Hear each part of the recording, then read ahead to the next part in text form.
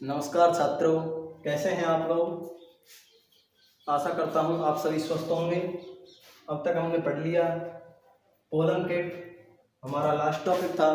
अब pollen kit से आगे हम पढ़ेंगे कि किस प्रकार नर यौगिकोद्भिद से नर यौगिकों का निर्माण होता है।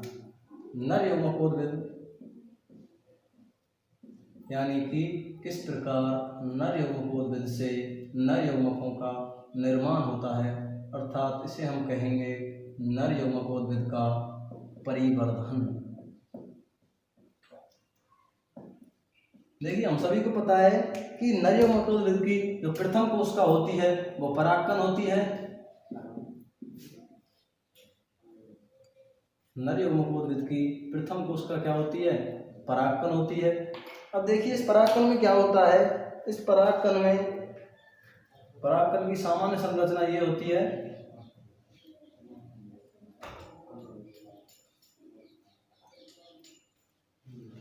ये परागकण का केंद्रक है। कैसा होता है? द्विगुणित केंद्रक होता है। ठीक है।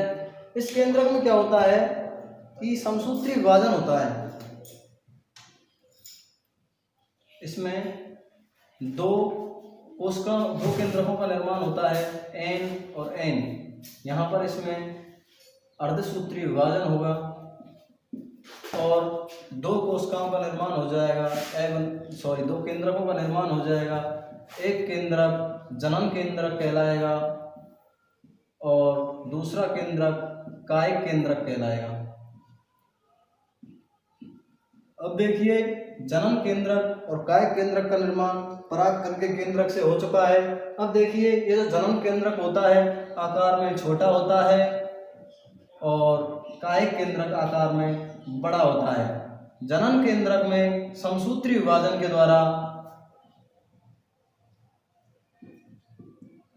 एक बात और आप यहाँ पर ध्यान रखेंगे कि जो जनन केंद्रक है आगे जाके जनन कोशिका के रूप में कार्य करेगा और ये जो कायिक केंद्रक है ये आगे जाके कायिक कोशिका के रूप में कार्य करेगा। दोनों कोशिकाओं को अभी हम पढ़ेंगे। अब देखिए, परागकण एक केंद्रक से केंद्रक विभाजन द्वारा दो केंद्रकों में विभाजित हो जाता है। जनन केंद्रक, कायिक केंद्रक। जनन केंद्रक जनन कोशिका की भांति कार्य करता है और कायिक केंद्रक कायिक कोशिका की भांति कार्य करता है। जनन कोशिका में समसूत्री विभाजन द्वारा दो नर यौगिकों का निर्माण होता है। अर्थात हमें परिवर्धन में यहाँ से यहाँ पहुँचना है कि किस प्रकार नर यौगिकों का निर्माण होता है। तो देखिए, आप लोग अभी ध्यान देंगे कि ये जो कोशिका के केंद्रक में विभाजन के पश्चात जनन कोशिका और कायिक कोशिका जो बनी हमारी, इनके बाद में दो कोशिकाओं को हम पढ़ेंगे। किस प्रकार से पढ़ेंगे अभी हम देखते हैं। जनन केंद्रक से जनन कोशिका और कायिक केंद्रक से कायिक कोशिका बनती है।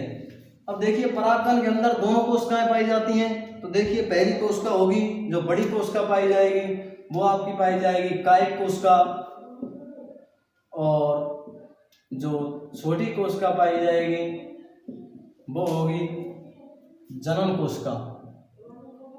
हम दोनों का तुलनात्मक रूप से अध्ययन करेंगे और एक चित्र के माध्यम से इसको पढ़ेंगे कि किस प्रकार जनन कोशिका और कायिक कोशिका इसमें पाई जाती हैं। देखिए, ये परागकण की संरचना, सामान्य संरचना परागकण की हो गई। इसमें गाढ़े जीव द्रव्य द्वारा जो जनन कोशिका होती है वो कायिक कोशिका से भिन्न हो जाती है, यानी कि अलग हो जाती है। अंदर पाई जाएगी इसमें कायिक कोशिका यहाँ पर, और यहाँ पर पाई जाएगी जनन कोशिका। जीव द्रव्य भरा हुआ रहता है और अभी हम इस चित्र के माध्यम से ही देख कर इन दोनों की तुलना करेंगे और तब हमें पता चलेगा कि कौन सी कोशिका में क्या विशेषताएं, क्या गुण पाए जाते हैं। तो अभी हम देखते हैं सबसे पहले कायिक कोशिका। देखिए, कायिक कोशिका जो है वो जनन कोशिका से आकार में बड़ी पाई जाएगी। तो सबसे पहले हम लिखेंगे कि आकार में बड़ी, आकार में बड़ी, आकार में बड़ी पाई जाएगी। जनन कोशिका आकार में कैसी पाई जाएगी? छोटी, छोटी और मसूराकार पाई जाएगी। तुलना करके हमें जल्दी याद होता है। आकार में कायिक कोशिका बड़ी पाई जाएगी और जनन कोशिका छोटी पाई जाएगी। इससे कायिक कोशिका से क्या होता है, आगे चल के पराग नलिका का निर्माण होता है। पराग नलिका का निर्माण, और इससे होता है नर यौगिकों का निर्माण। किस प्रकार होता है अभी हम आपको बताएंगे, एक बार तुलना कर लें। नर यौगिकों का निर्माण इसके द्वारा होता है। इसके पश्चात कायिक कोशिका में अनियमित केंद्रक पाया जाता है, यानी कि केंद्रक का कोई भी निश्चित आकार नहीं पाया जाता, अनियमित केंद्रक पाया जाता है। इसमें सुदृढ़ केंद्रक पाया जाता है। अब देखिए 3 अंतर इनमें आपस में हो गए। इसके बाद में आप अंदर देखेंगे, इसमें सघन और अधिक एवं सघन जीव द्रव्य पाया जाएगा। अंदर देखिए आप, अधिक और सघन जीव द्रव्य पाया जा रहा है। और इसमें आरएनए अधिक मात्रा में पाया जाता है।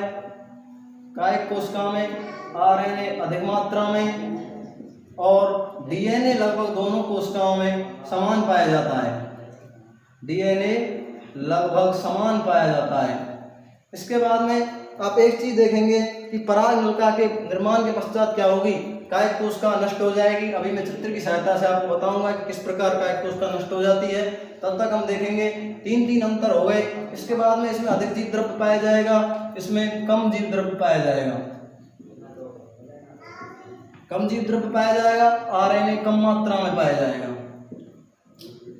आप बिल्कुल आसान तरीके से इसको याद कर सकते हैं कि किसके अंदर कैसा जीव द्रव्य पाया जाता है, किसके द्वारा किसका निर्माण होता है।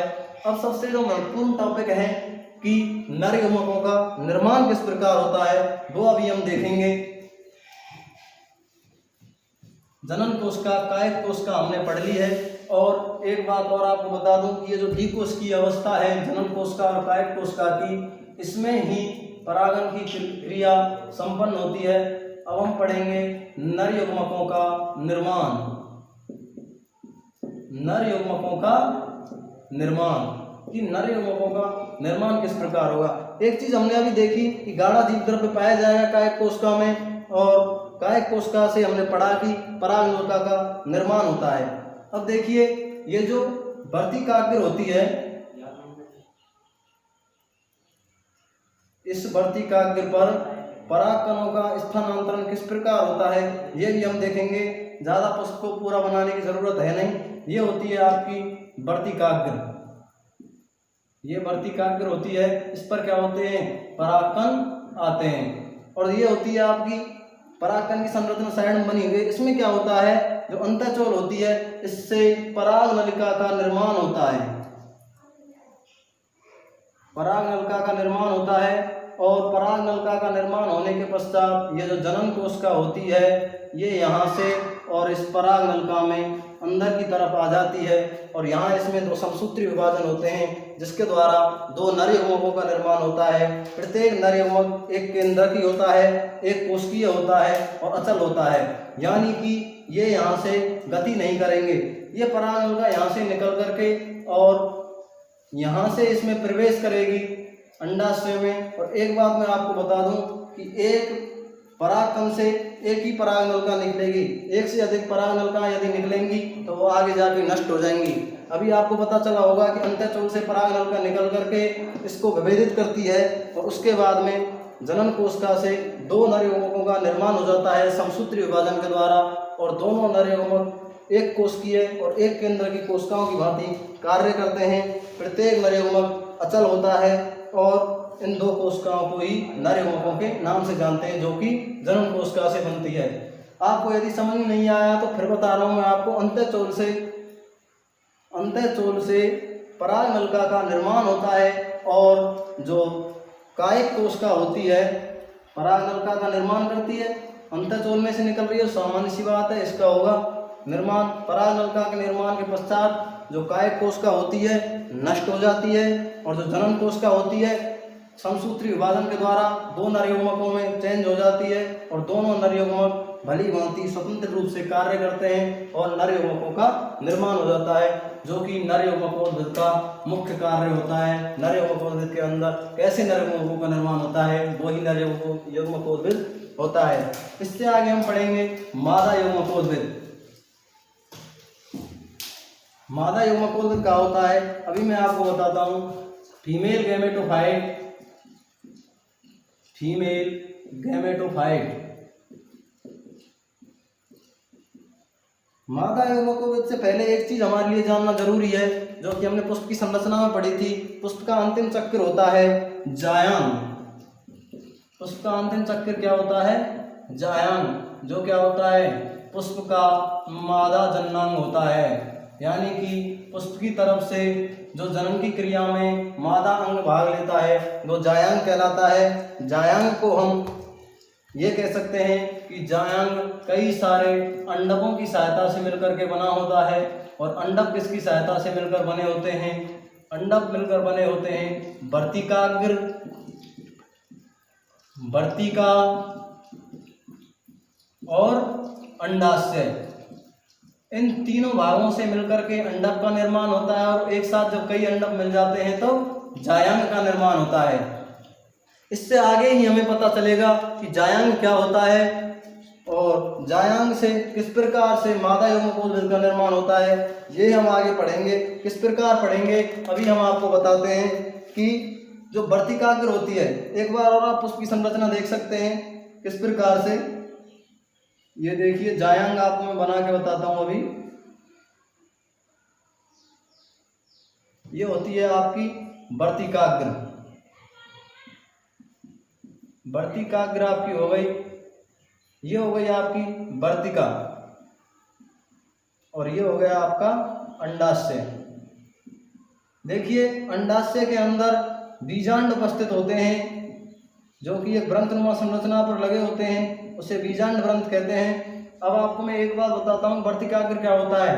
परागकण अंकुरण के समय जिस स्थान पर स्थानांतरित होते हैं उसे वर्तिकाग्र कहते हैं। एक नलकानुमा संरचना जो वर्तिकाग्र को अंडाशय से जोड़े रखती है वर्तिका कहलाती है। और अंडाशय जायांग का सबसे निचला भाग होता है, अंडक का निचला फूला हुआ भाग अंडाशय कहलाता है। इसके आगे हम देखेंगे बीजांड की संरचना और बीजांड की संरचना के बाद गुरु बीजाणु जनन। एक लेक्चर का आपका केवल ये चैप्टर बचा है। इसके बाद में हम बीजांड की संरचना और बीजांड की संरचना के बाद में गुरु बीजाणु जनन और आपका ये चैप्टर कंप्लीट। उससे नेक्स्ट वीडियो में हम आपको दोनों चैप्टर्स के क्वेश्चंस कराएंगे। यदि आपको समझने में कोई भी दिक्कत आ रही हो तो आप कॉल, व्हाट्सएप या कमेंट सेक्शन में किसी भी माध्यम से हमें बता सकते हैं। और हमसे जुड़े रहने के लिए आप लोगों का आभार। इसी प्रकार हमसे जुड़े रहें और वीडियो का आनंद लेते रहें, पढ़ते रहें और अपने भविष्य को सुंदर बनाएं और आगे बढ़ते रहें।